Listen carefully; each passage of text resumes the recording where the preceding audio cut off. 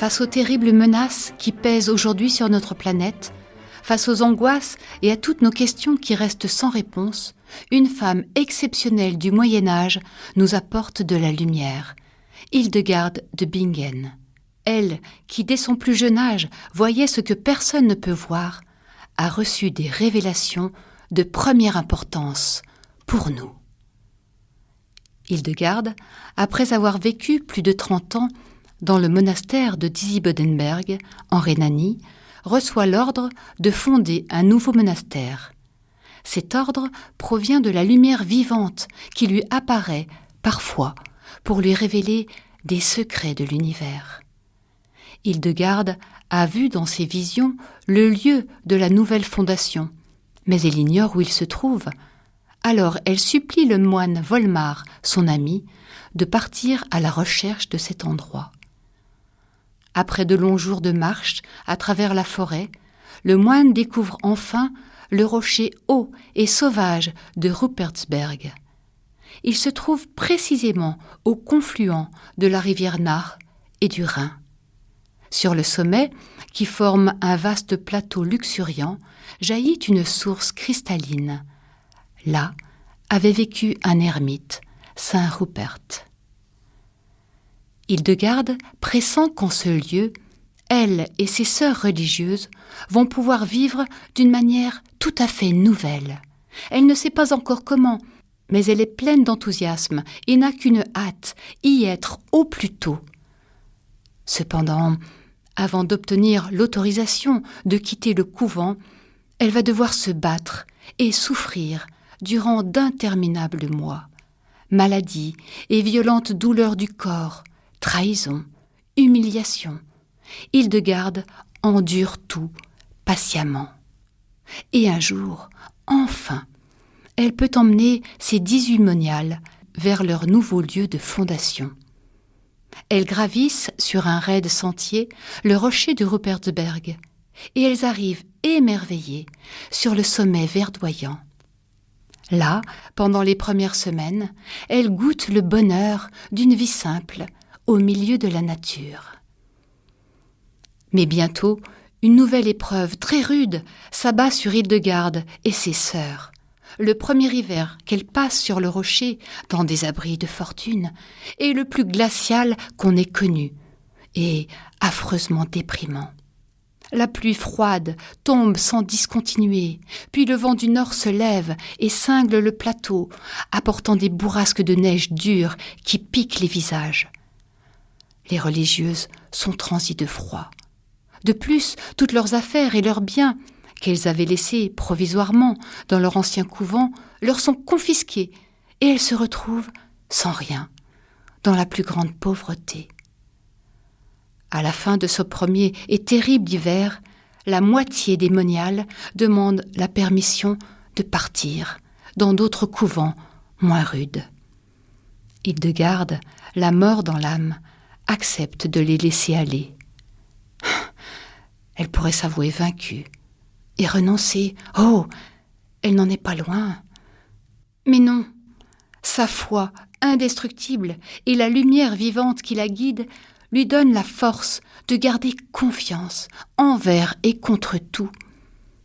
Alors Hildegarde, dans un abandon total à Dieu, parvient à créer, en partant de rien, un couvent extraordinaire. En quelques années, Rupertsberg devient le monastère le plus prestigieux de l'Empire. Des moniales, de plus en plus nombreuses, demandent à y entrer. Là, elles vivent dans une douce et magnifique harmonie. Vêtues non plus de noir, comme dans les autres couvents, mais de tuniques blanches et vert tendre du printemps, elles prient, cultivent leur esprit, dansent pour Dieu et chantent les chants sacrés révélés à Hildegarde dans ses visions. Car ces visions lui ont montré que Dieu est beauté, pureté, harmonie. C'est pourquoi Hildegarde s'applique à faire régner cette beauté au sein de son couvent. Souvent, Elle fait sortir ces moniales dans la nature verdoyante qui entoure le monastère pour fortifier leur corps et équilibrer leur esprit. Elles vont herboriser. Avec grâce, elle cueille le thym, le fenouil et la citronnelle, la belladone, l'absinthe et la chilée. Puis, avec ces plantes médicinales, elle confectionne des remèdes pour soigner les nombreux malades qui viennent au couvent chercher la guérison. Elles font toutes choses dans la joie, car les visions d'Hildegarde lui ont révélé que le monde, juste en dessous des apparences, est rempli de joie et d'une vie surabondante. Hildegarde appelle cela la viridité.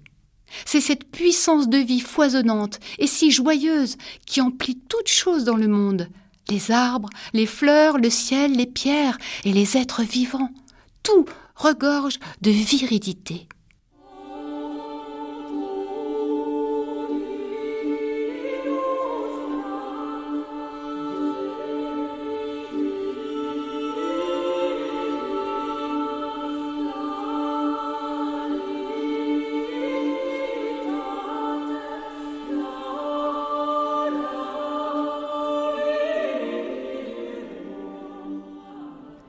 Hildegarde a créé dans son monastère cette façon de vivre si nouvelle. Elle recherche pour ses sœurs religieuses l'équilibre le plus juste, l'harmonie la plus belle. Elle apporte tous ses soins à maintenir la paix et l'unité entre toutes.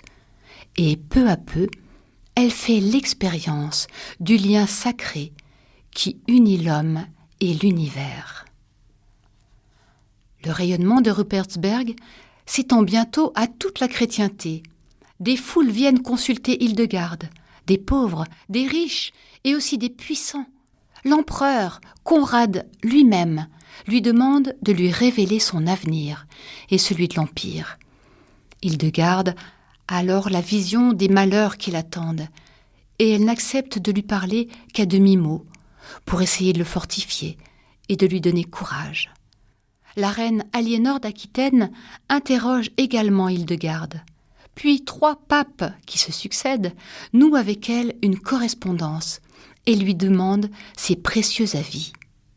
Et un jour qu'elle est invitée dans la résidence du jeune Frédéric, dit Barberousse, elle lui prédit, contre toute attente, qu'il sera bientôt empereur. Tout ce qu'annonce Hildegarde se réalise. Et elle a d'autres dons encore, comme celui de faire des miracles. Un jour qu'elle traverse le Rhin pour rejoindre Eibingen, le second couvent qu'elle a fondé, elle voit une femme désespérée tendre vers elle son enfant qui est aveugle de naissance. Hildegarde prie en silence pour le jeune garçon, puis elle le bénit en versant sur son front quelques gouttes de l'eau du fleuve. Et aussitôt, la mère pousse un cri de joie, car l'enfant voit pour la première fois de sa vie. Il a été guéri instantanément. Une autre fois, Hildegarde sort de la folie, une jeune fille qui avait perdu l'esprit. Et d'autres miracles sont attestés par ceux qui ont vécu près d'elle. Mais ces dons extraordinaires n'empêchent pas Hildegarde d'avoir une vie jalonnée de souffrances. La maladie l'assaille sans cesse. Elle doit rester de longues périodes terrassée sur son lit par des fièvres et un mal étrange. Elle dit que c'est pour la garder dans l'humilité. Et les épreuves, nombreuses, la blessent, comme ce départ soudain et déchirant de Richard X. La jeune religieuse, dont l'aide et l'affection lui sont si précieuses, est nommée abbesse d'un autre couvent. Hildegarde supplie les autorités religieuses pour qu'on épargne à la jeune femme une tâche si lourde. Mais Richard X finit par accepter sa nouvelle charge. Elle part et elle meurt l'année suivante. Hildegarde en est profondément affectée. Cependant, envers et contre tout, elle poursuit infatigablement l'œuvre que la lumière vivante lui a demandé d'écrire. Hildegarde Visionnaire et prophétesse, rédige plusieurs livres contenant des révélations d'une importance majeure. Elle compose également une œuvre musicale inspirée des chants célestes qu'elle entend dans ses visions. Elle rassemble aussi dans des ouvrages ses connaissances sur la santé et la maladie. Elle transmet de nombreux remèdes naturels dont elle a testé l'efficacité sur les malades. Elle donne encore des conseils importants pour l'alimentation. L'approche d'Hildegarde, qui relie le corps et l'esprit, est si moderne qu'il a fallu attendre la fin du XXe siècle pour la redécouvrir.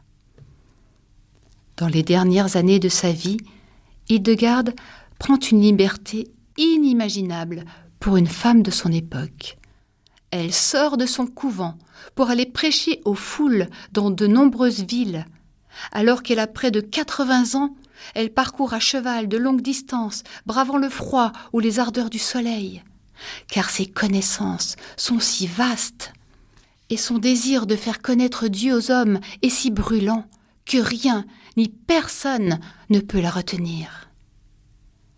En 1179, Hildegarde prédit le jour de sa mort. Elle s'y prépare et enfin, elle rejoint la lumière vivante de Dieu. Au moment de son passage vers l'autre vie, un signe miraculeux se produit. 2 arcs-en-ciel étincelants apparaissent et se croisent au-dessus du couvent. Et à l'endroit où ils se rencontrent, une croix de lumière inonde de clarté le couvent et toute la montagne.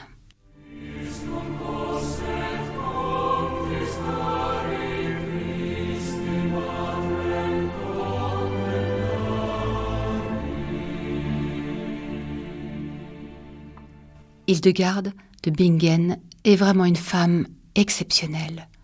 Mais pourquoi le pape Benoît XVI l'a-t-il tirée de l'oubli pour faire d'elle un docteur de l'Église, un guide pour notre temps? Qu'a-t-elle vu dans ses visions? Qu'est-ce que la lumière vivante lui a révélé de si capital pour notre XXIe siècle?